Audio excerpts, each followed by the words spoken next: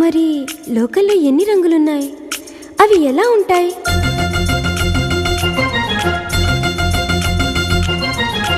బుగ్గ మీద వెచ్చని సిగ్గు వచ్చినప్పుడు దానిని అడుగు, ఎర్రదనం అంటే చెబుతుంది.